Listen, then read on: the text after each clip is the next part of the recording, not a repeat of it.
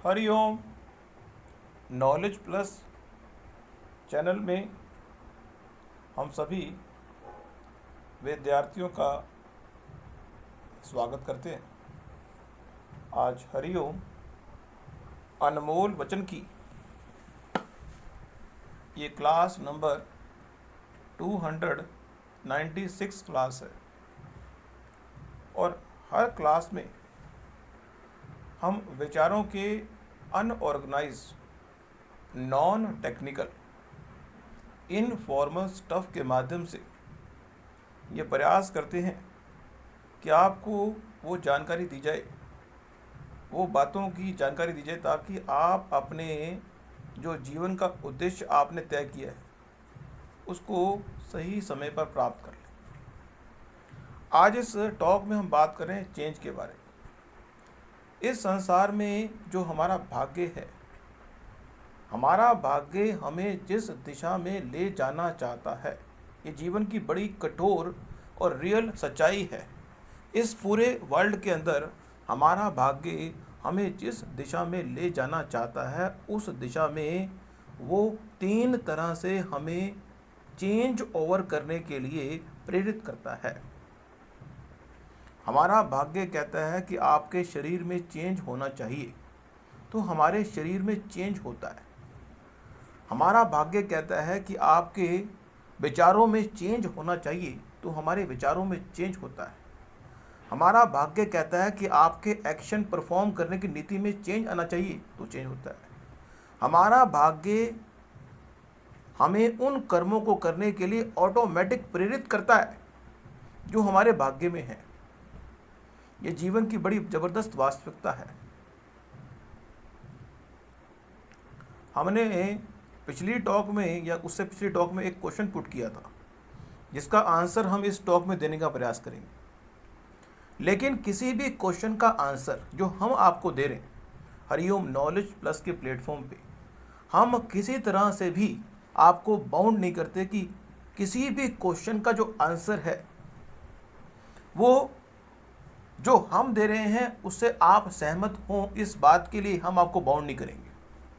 हमारा एक विचार है हरिओम नॉलेज प्लस के माध्यम से, उस विचार को फॉलो अप करना, मानना ना मानना, ये आपकी टोटल रिस्पॉन्सिबिलिटी है। हम अपने विचारों से, हम अपने हरिओम नॉलेज प्लस के विचारों से आपको प्रभावित करने का प्रयास कर रहे हैं, लेकिन अगर उससे प्रभावित होते हुए आपका हित नहीं हो रहा तो always keep a back step.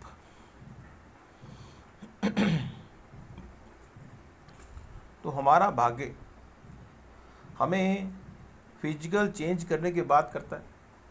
हमारे शरीर में, हमारा शरीर हमेशा अपनी परफॉर्मेंस को कम की ओर मोल्ड करता है। मीन्स हमारा जो शरीर है, व्यक्ति को अहंकार होता है कि जब व्यक्ति ग्रोइंग स्टेज पे होता है, ग्रोइंग स्टेज पे जो व्यक्ति होता है तो वो अगर 2 घंटे पढ़ सकता है तो उससे अगले दिन वो 3 घंटे पढ़ सकता है, उससे अगले दिन वो 4 घंटे पढ़ सकता है। हमारा शरीर जब ग्रोइंग स्टेज पे होता है तो हम अपनी परफॉर्मेंस को बढ़ा सकते हैं, हम अपनी परफॉर्मेंस को हर लेवल पर, हर पॉइंट से बढ़ा सकते हैं। लेकिन जब हमारा शरीर मिडिल एज पे आता है, मीन्स जब हम जवानी के दहलीज पर होते हैं और हमारा शरीर ग्रो करना छोड़ता है, एक जीवन के एक स्पेसिफिक पड़ाव में शरीर ने ग्रो करना छोड़ना है। मीन्स वो पड़ाव 25 साल की उम्र में आएगा, 30 साल की उम्र में आएगा या 35 साल की उम्र में आएगा, ये पर्सन टू पर्सन डिफर करेगा। लेकिन जैसे ही वो पड़ाव आएगा उसके बाद आपको अपने शरीर को मेंटेन करना है। अब उस स्थिति में ना तो आपका वेट गेन होने की संभावना है, उस स्थिति में एक मेंटेनेंस स्टेज है। लेकिन कई बार व्यक्ति उस स्टेज में लापरवाही बरतता है और अपने वेट को अधिक लो बढ़ा लेता है, क्योंकि उस स्टेज में आपकी जो पाचन करने की, चीज़ को पचाने की जो ताकत है वो कम है। और अगर उस टाइम आपने फास्ट फूड अधिक खा लिया तो नॉर्मली एक संभावना है कि अधिक वेट को गेन करना आपके लिए मुश्किल नहीं होगा, लेकिन वो अधिक वेट गिरना एक प्रकार के फैट को इन्विटेशन देना है, फैट हो जाएगा।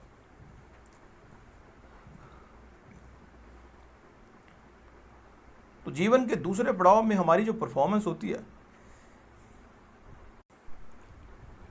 जीवन के दूसरे पड़ाव में व्यक्ति की जो परफॉर्मेंस होती है वो मेंटेनेंस करने के पॉइंट से होती है। लेकिन जैसे ही व्यक्ति जीवन के तीसरे पड़ाव में पहुंचता है तो व्यक्ति महसूस करता है कि उसकी जो ताकत है दिन प्रतिदिन घटती जा रही है, महसूस करता है व्यक्ति।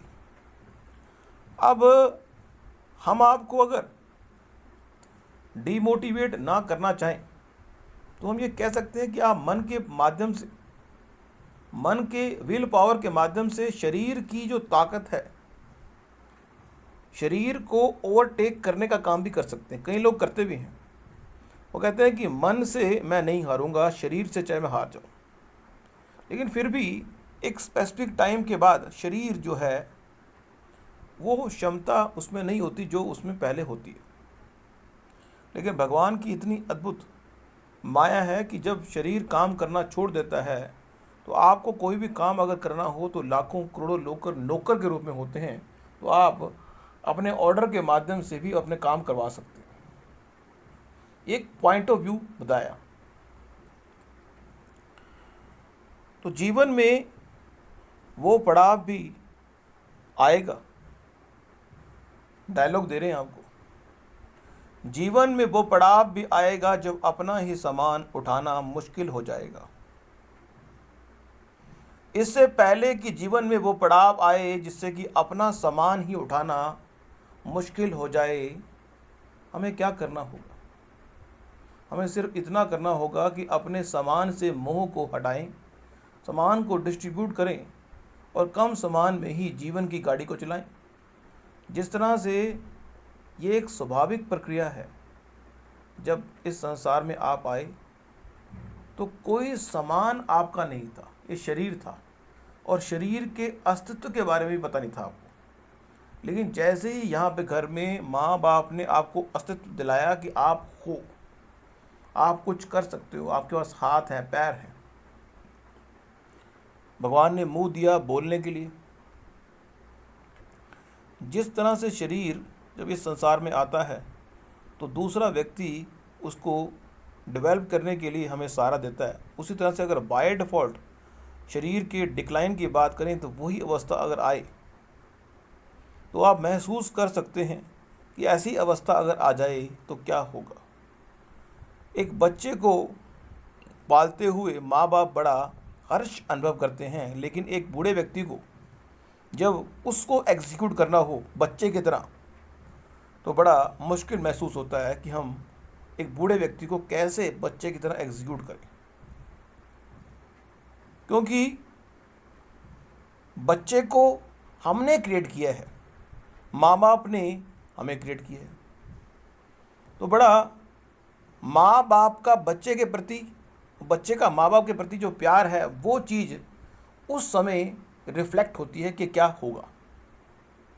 लेकिन फिर भी नॉर्मली एक रैशनल व्यक्ति जो संस्कार हैं, व्यक्ति के संस्कारों का उस समय पता लगता है कि माँ बाप ने जो संस्कार बच्चे को दिए उस तरह से ही बच्चा अपने माँ बाप की सेवा अंतिम क्षणों में करेगा। सेम उसी तरह से जो संस्कार उसको मिले हैं उसके बच्चे भी उसी तरह से उसकी सेवा करेंगे। इसलिए यदि जिस संस्कार के बल पे आप एक्टिवेट कर रहे हैं उसी के लिए आपको तैयार होना पड़ेगा और चीज़ों को वाइंड अप करना होगा। अब यहाँ पे हम अगर बच्चों से उम्मीद कर रहे हैं तो गलत तो नहीं कर रहे, लेकिन हमारा अगर भाग्य जिन कर्मों को करने के लिए हमें प्रेरित करता है वो कर्म चाहे हमारे द्वारा हो चाहे किसी और के द्वारा हो, वो होके ही रहेंगे। जैसा कि हमने चेंज के बारे में बताया, इस संसार में हमारा भाग्य जिस कर्म को करने के लिए हमें प्रेरित करेगा, हमें वो कर्म अपने एंड पर करने होंगे। मीन्स ना चाहते हुए भी इस संसार में व्यक्ति नहीं चाहता कि उसको दुख आए। व्यक्ति इस संसार में नहीं चाहता कि उसको अपमान मिले। मान अपमान, लाभ हानि, सुख दुख, इस संसार में व्यक्ति नहीं चाहता कि मेरा अपमान हो। पर ये कौन डिफाइन करेगा कि अपमान क्या होता है? व्यक्ति नहीं चाहता कि मेरी हानि हो, कौन डिफाइन करेगा कि हानि क्या है? लाभ हानि, सुख दुख, मान अपमान, कौन डिफाइन करेगा कि दुख क्या है?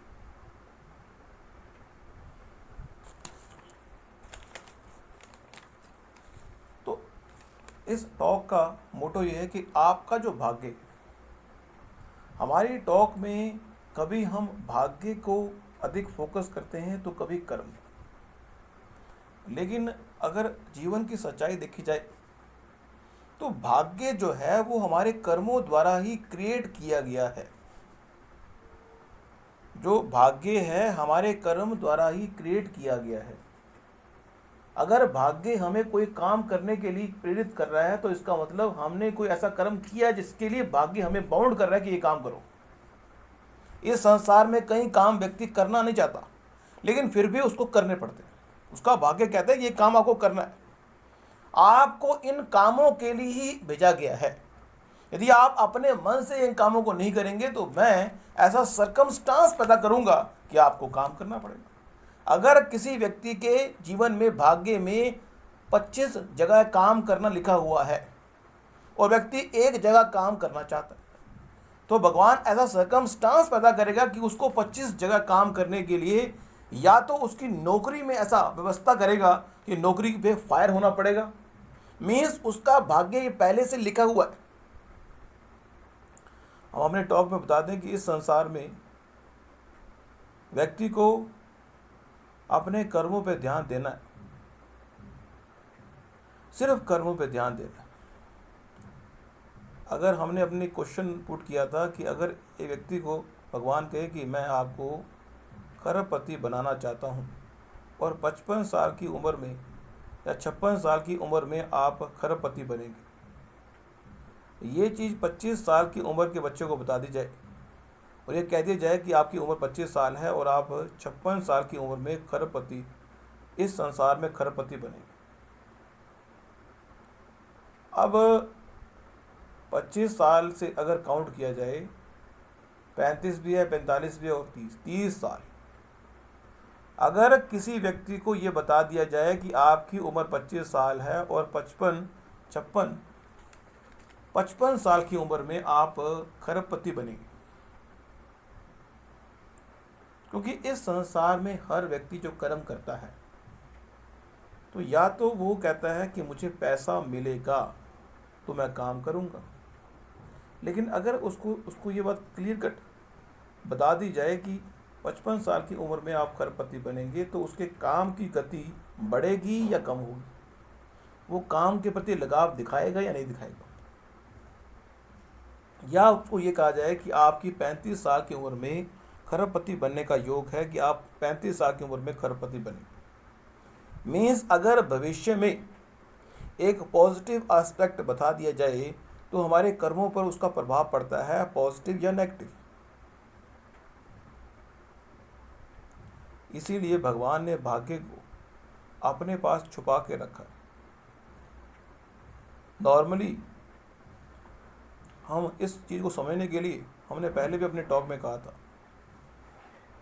कि फिल्मी कलाकार जो हीरो है या हीरोइन है या विलन है, उनको ये बात क्लियर कट पता है कि फिल्म की जो स्टोरी है उसमें कैसे कैसे चीज़ें एग्जीक्यूट होंगी और एट लास्ट हीरो या हीरोइन जीतेंगे।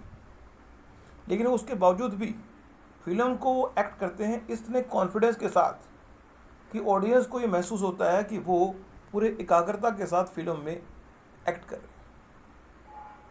इस तरह ये जीवन रूपी फिल्म के अंदर भी व्यक्ति को अपने भाग्य के बारे में चाहे 1000 बातें पता हूँ, लेकिन फिल्म में एक्ट करते हुए हीरो की तरह, चाहे जीत हो या हार, चाहे जीत हो या हार, अपने जीवन के कर्मों को करते जाएं। चाहे जीत हो या हार, अपने जीवन के कर्मों को करते जाएं। इस बात की चिंता ना करें कि फल मिलेगा या नहीं मिलेगा, और ये निश्चित है। एक्स्ट्रा कोई काम अगर कोई व्यक्ति एक्स्ट्रा करता है तो उसका एक्स्ट्रा लाभ उसको मिलता है। मीन्स इस संसार में ऐसा कोई भी कर्म ऐसा नहीं है जिसका लाभ आपको नहीं मिलेगा। वो सिर्फ इस कंडीशन में मिल सकता है, नियम का अपवाद, कि एक व्यक्ति 24 घंटे काम करता है और तनख्वाह मिलती है उसको 12 घंटे की। एक व्यक्ति 12 घंटे काम करता है, उसको तनख्वाह मिलती है 24 घंटे की। लड़ाई करने की आवश्यकता नहीं। जो 12 घंटे काम करता है उसको अगर तनख्वाह 24 घंटे की मिलती है तो निश्चित रूप से उसके भाग्य में पिछले जन्म में उसने 12 घंटे अधिक काम किया। हम ये एक विचार कर सकते हैं। हमारी विचारधारा से आप सहमत हैं या नहीं सहमत हैं, हम इस जो क्रिटिसाइज है इसमें नहीं पड़ रहे। हमने एक बात की। इसी तरह से अगर कोई व्यक्ति 24 घंटे काम कर रहा है लेकिन उसको आउटपुट 12 घंटे का मिल रहा है, तो हम ये विचार कर सकते हैं कि उसको 12 घंटे का आउटपुट पहले मिल चुका है।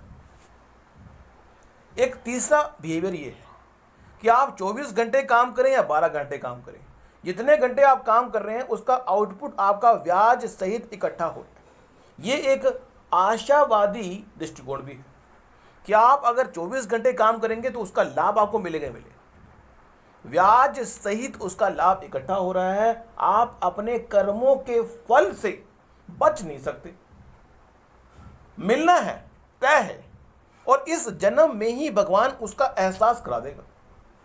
यह भी भगवान की बड़ी अच्छी तरीका है कि इस जन्म में ही एहसास करा देगा कि आपने जो ये 12 घंटे 18 घंटे लगाए हैं उसका मैं फल आपको दे रहा हूं।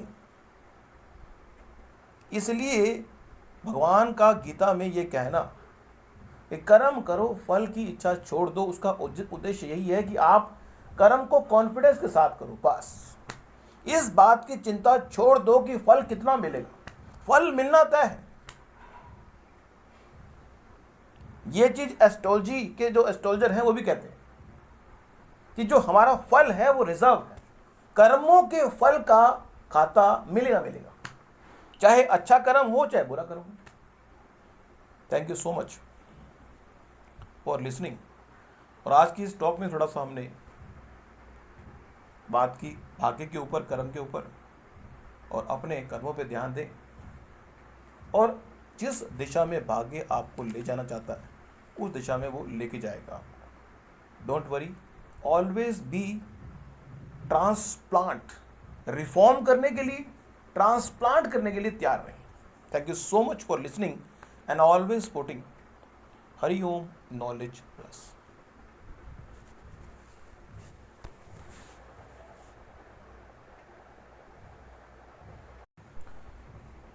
हरि ओम।